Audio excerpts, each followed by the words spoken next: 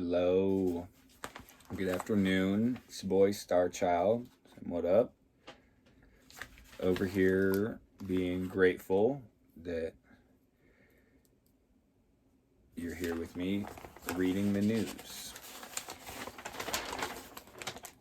I flipped through this earlier and seen a couple of cool things. I feel like a lot of green.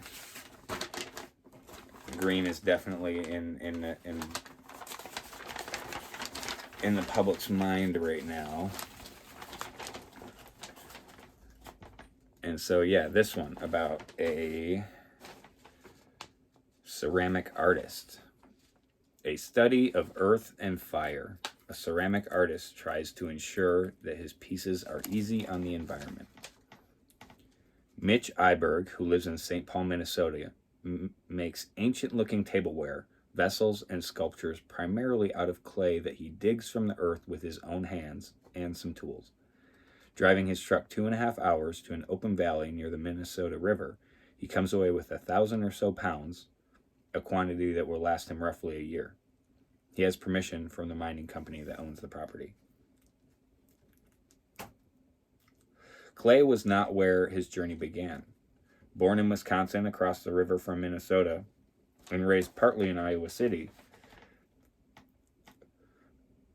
Mr. Iberg, 33, studied painting at Coe College in Iowa, but he was required to take a 3D fundamentals class, and it was there that he developed an appreciation for clay and its roots in nature and antiquity. In 2015, he applied for a residency at the Cobb Martin Art and Ecology Project in California, partly because the studio sat on top of a clay bed. Pardon me.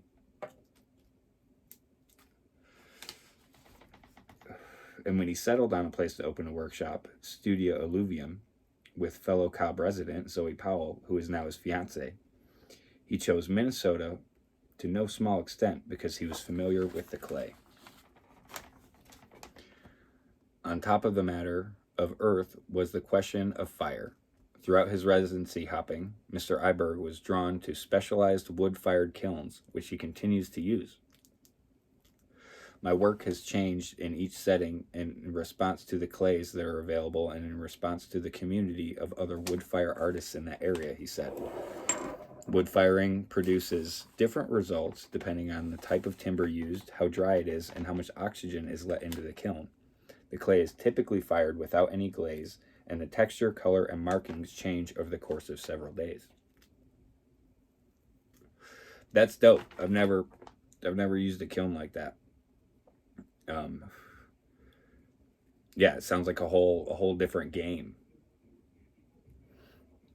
For his wood fire pieces, Mr. Iberg mostly burns dead trees that have to be cut down for reasons of safety or health of the forest, or wood that has fallen in storms, or the leftovers of traditional sawmills.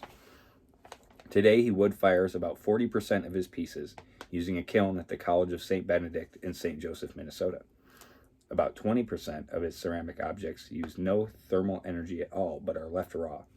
These artworks are made with clay in the natural state in which he finds it, containing stones, bits of wood, pieces of brick, fossils, and organic matter.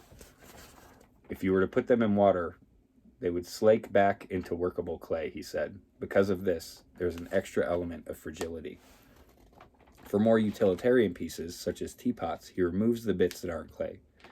If you were just to fire the clay on its own with all those stones, there's a good chance that there might be a catastrophic melt, he said. Mr. Iberg also works with an electric kiln in his studio, but does not follow the common technique of firing clay twice, before and after glaze is put on. He has formulated glazes that can be applied to raw clay and thus require only a single firing.